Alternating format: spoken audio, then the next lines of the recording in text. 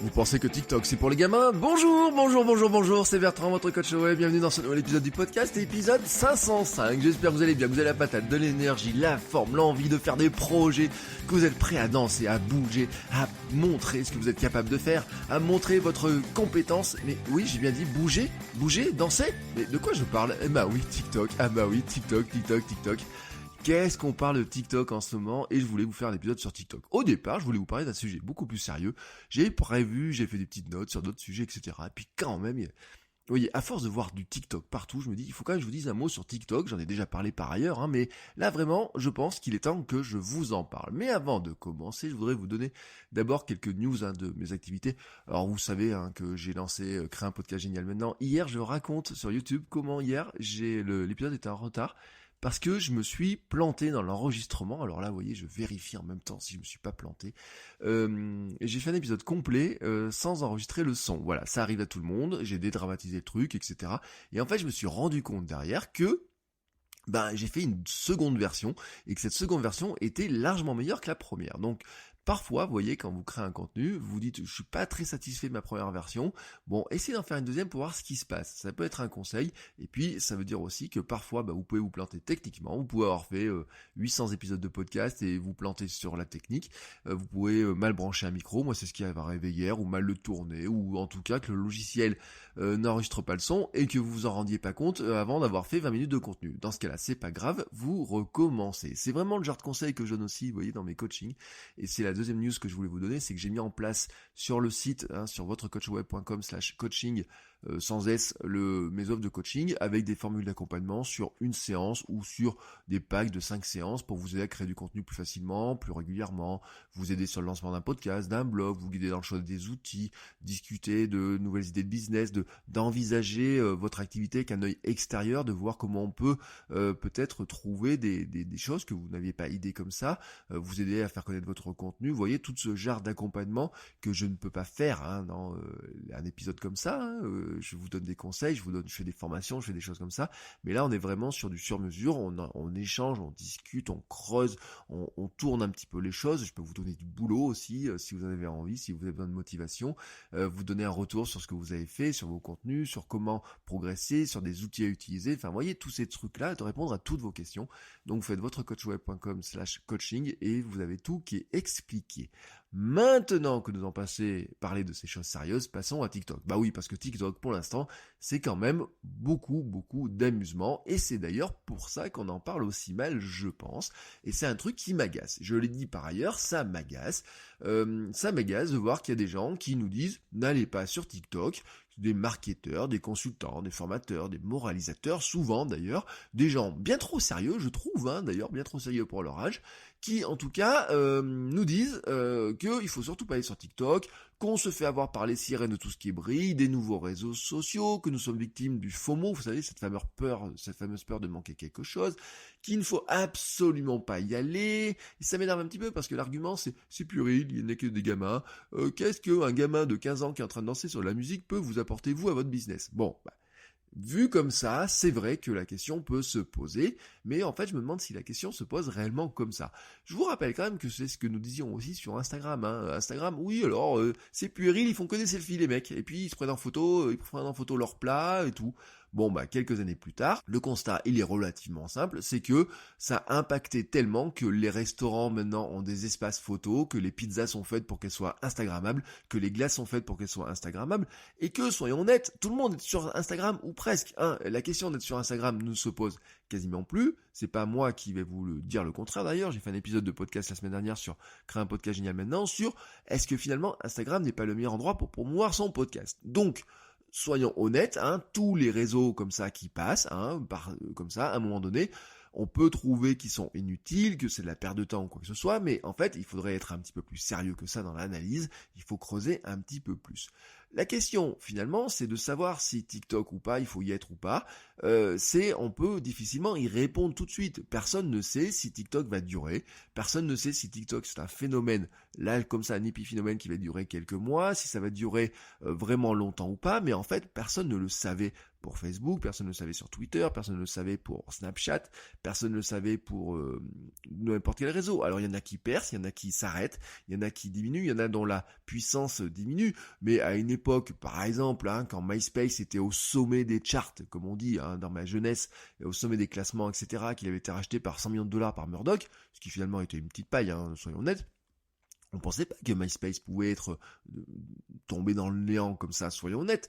Et pourtant, il y a plein de gens qui misaient sur des MySpace, sur des choses comme ça. Et puis il y a d'autres réseaux dont on parle pas et qui pourtant sont toujours visibles. Franchement, si vous regardez un petit peu autour de vous, vous allez vous rendre compte que dans votre monde à vous, certains réseaux n'existent pas, mais qu'ils existent dans le réseau des autres, des voisins. Et alors la question est de savoir si finalement, à qui vous adressez quand vous faites du contenu? Vous adressez-vous à vous? Oui. Ou est-ce que vous adressez finalement à la personne qui est à côté et qui, elle, peut-être, elle est sur ce réseau-là? Et c'est un petit peu, finalement, toute la question qui se pose à chaque fois qu'un nouveau réseau apparaît, à chaque fois que de nouveaux outils apparaissent. C'est que, est-ce que quelque part, ils peuvent nous servir à nous, en tant que personne, nous-mêmes, voilà, moi, est-ce que TikTok peut avoir une utilité pour moi, pour ce que je fais, pour ma consommation, etc. Mais est-ce que quelque part, il est rentré dans le monde de ma cible? Et en fait, finalement, la réponse, la question surtout, se pose. La réponse, on ne l'a pas vraiment, il faut étudier un petit peu. Alors bien entendu, si vous avez des cibles adolescentes, je peux vous garantir quand même que TikTok est largement rentré, très très très probablement largement rentré, chez eux déjà. Si vous avez des cibles plus âgées, pour l'instant, c'est difficile à dire. Quoique, sachez quand même que les adolescents ont des parents. N'oubliez pas ce truc-là, et peut-être vous-même vous êtes parent d'adolescents, et peut-être votre ado est-il revenu un jour avec un TikTok sur son téléphone, ou vous montrant un truc sur TikTok. Au lieu de regarder en disant tu perds ton temps à faire ça, vous devriez plutôt lui dire donne-moi un cours de TikTok, montre-moi comment ça marche. J'aimerais bien voir comment ça marche TikTok, parce que finalement je me pose la question.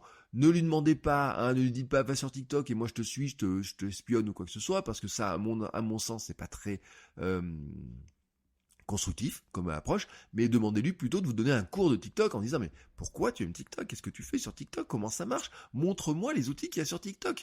Oui, parce que oui, bien sûr, qu'est-ce qu'il va vous montrer? Il va vous montrer un réseau jeune. Voilà, il va vous montrer un réseau jeune. Et qu'est-ce que c'est un réseau jeune? Eh ben, en fait, TikTok, quand ils se développent, ils sont concentrés sur la cible la plus facile, celle qui est jeune, celle qui a envie d'avoir un nouveau réseau, celle qui se fait bip, enfin chier, oui, disons-le, celle qui s'embête très clairement sur YouTube, celle qui s'embête sur Instagram, celle qui trouve qu'Instagram est devenu un truc trop vieux, celle qui trouve que Facebook, il y a vraiment que des vieux et qui n'est plus sur Facebook, celle qui trouve que Snapchat, finalement maintenant c'est un petit peu dépassé, celle qui trouve que Twitter c'est vachement violent et que finalement ils sont plus très à l'aise dedans, ou alors ils ont envie de trouver un endroit qui soit un peu plus fun que ça, celle qui trouve que sur YouTube c'est vachement bien pour apprendre beaucoup de trucs, mais que c'est pas forcément toujours très fun et que ça prend du temps et qu'en plus il y a une question de son, etc.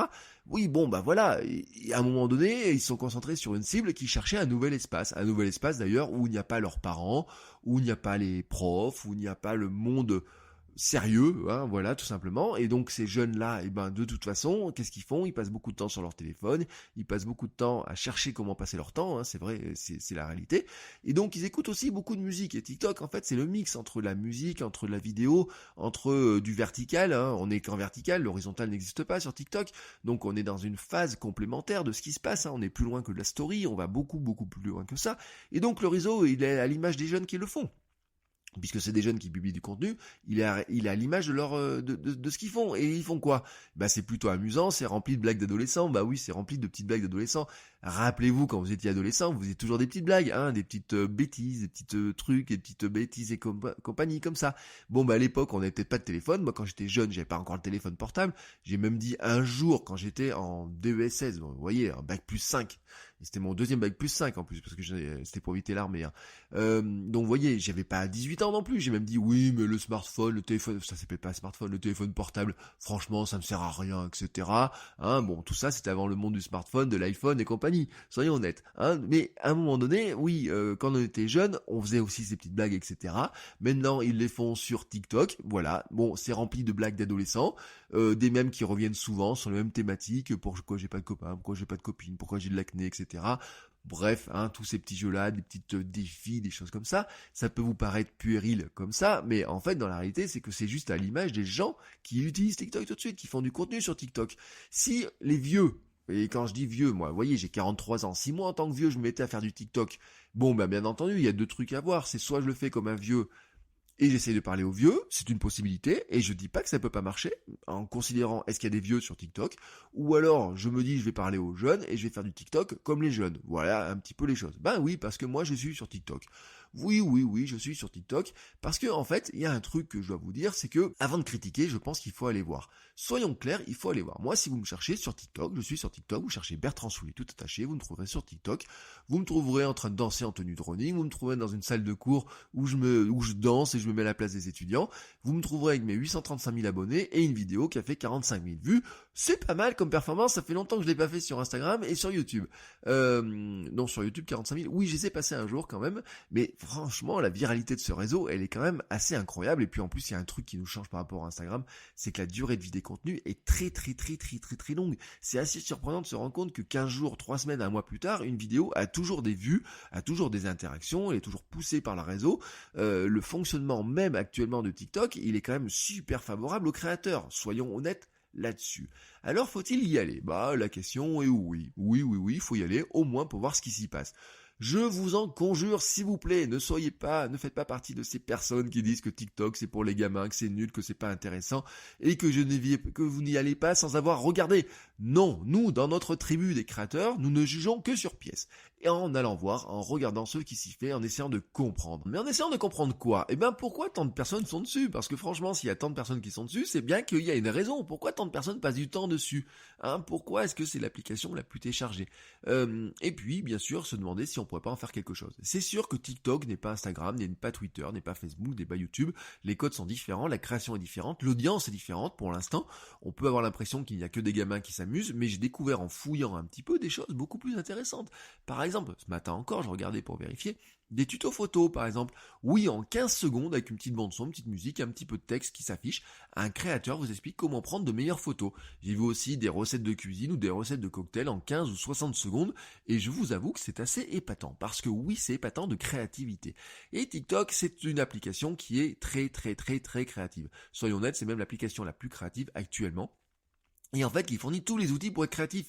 C'est-à-dire que tous les outils sont dedans. Vous n'avez besoin que de votre application pour faire des vidéos, franchement, qui dépotent. Avec des changements, des morphings, du texte qui apparaît, qui disparaît, qui va vous faire apparaître plusieurs textes, etc. Vous pouvez mettre de la musique, synchroniser la musique, mixer plusieurs vidéos ensemble, jouer la bande son, parler dessus. Oui, bref, vous avez un studio de création qui est intégré directement dans la même application et qui vous permet de publier ça hyper rapidement. D'ailleurs, on voit même des vidéos qui apparaissent dans les stories Instagram sont faites sur TikTok, on reconnaît les codes, la mise en forme du texte, etc. Donc, soyons clairs, franchement, les stories Instagram sont totalement dépassées par les outils créatifs qu'il y a dans TikTok. Et soyez-en sûrs, ces outils-là vont arriver aussi chez les autres. C'est comme tout. La story de Snapchat, elle est partout, elle va arriver sur Twitter. Regardez, Twitter au Brésil fait des tests de story en ce moment pour se dire maintenant on va faire de la story aussi sur Twitter. La story est arrivée quand même sur LinkedIn. LinkedIn fait de la story. La story, on dit oui, Instagram, ils ont piqué les stories de Snapchat. Mais tout le monde a piqué les stories de Snapchat. Et d'un jour ou l'autre, tout le monde piquera les stories de TikTok. Parce que, en fait, TikTok va avoir une influence qui est assez importante. Ça, j'en suis sûr. Soyons clairs, on peut en être sûr.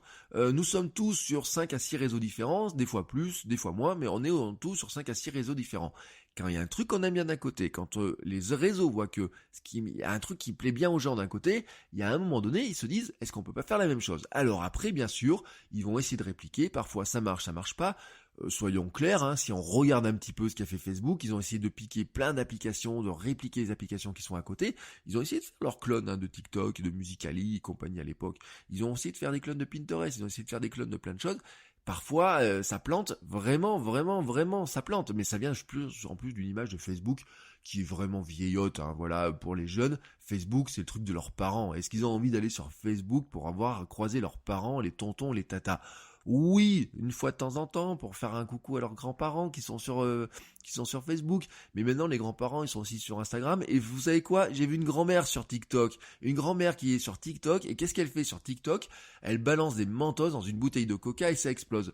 Waouh, ça vous rappelle pas un mème de YouTube d'il y a 10 ans, cette histoire-là? Eh ben oui, parce que oui, tout se reprend, tout circule, vous voyez, c'est ce monde-là, et comme ça, tout circule. Faut pas dire, hein, c'est pas coupé du monde. Ceux qui sont sur TikTok ne sont pas coupés du monde. Et d'ailleurs, c'est pas impossible qu'en fait, si vous aimez bien un jour sur TikTok, c'est pas impossible que quelque part, ils viennent vous voir ailleurs sur d'autres réseaux, en disant, bah, s'il est drôle sur TikTok, pourquoi il serait pas mal aussi sur YouTube?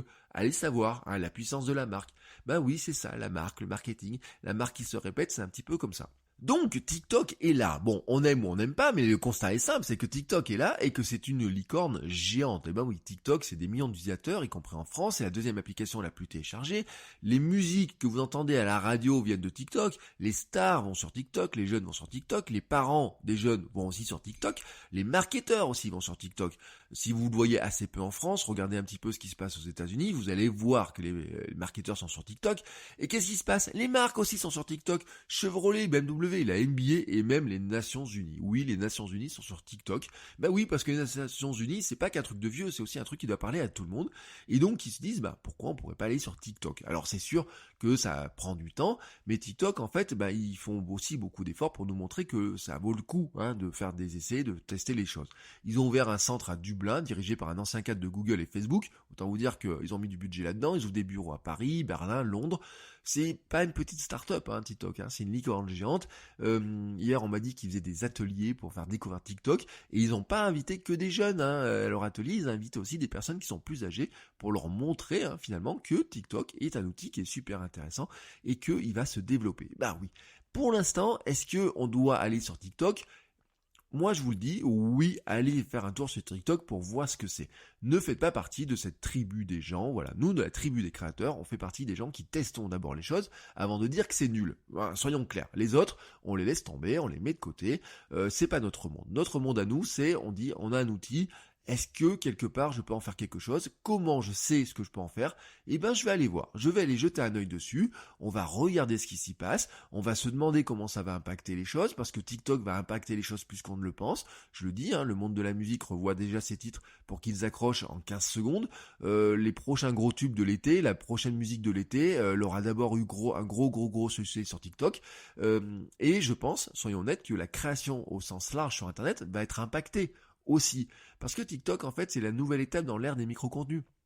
J'en ai déjà parlé de cette histoire des micro-contenus. Hein, les micro-contenus, vous savez, ce sont tous ces contenus que vous allez consommer tranquillement quand vous allez aux toilettes, quand vous prenez le bus, quand vous attendez le médecin, quand vous attendez vos enfants sur le bord du terrain de foot. Vous voyez tous ces trucs comme ça. Quand vous êtes dans les transports, quand vous avez 5 minutes à passer, quand vous savez pas quoi faire, ou alors machinalement quand vous prenez votre téléphone. Machinalement quand vous prenez votre téléphone, qu'est-ce que vous ouvrez? Alors machinalement, à une époque, c'était Facebook. Après, machinalement, ça peut être Snapchat, machinalement, ça peut être Twitter, ça peut être Instagram, et peut-être que machinalement, pour certains, bah, c'est TikTok. Peut-être que machinalement, dans quelques temps, ce sera TikTok, parce que vous trouverez juste que c'est drôle, que ça vous détend, ou alors que vous pourriez apprendre des trucs dessus.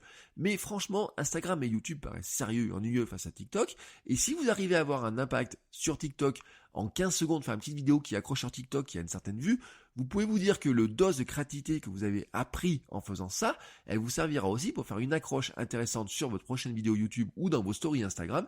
Et vous savez à quel point c'est important parce que tout se joue, par exemple sur une vidéo YouTube, tout se joue dans les 15-20 premières secondes. Si vos 15-20 premières secondes de votre vidéo YouTube, elle est ennuyeuse, ben franchement, personne ne la regardera, ça va zapper très vite. Donc, si vous vous entraînez à avoir des vidéos impactantes en 10-15 secondes, autant le dire, votre créativité va être décuplée, ça va vous servir peut-être pour TikTok, peut-être pour de l'Instagram, mais aussi peut-être pour du YouTube ou peut-être même pour votre blog, pour votre newsletter. Je vous rappelle l'importance du titre dans votre newsletter, je vous rappelle l'importance de l'accroche. Hein.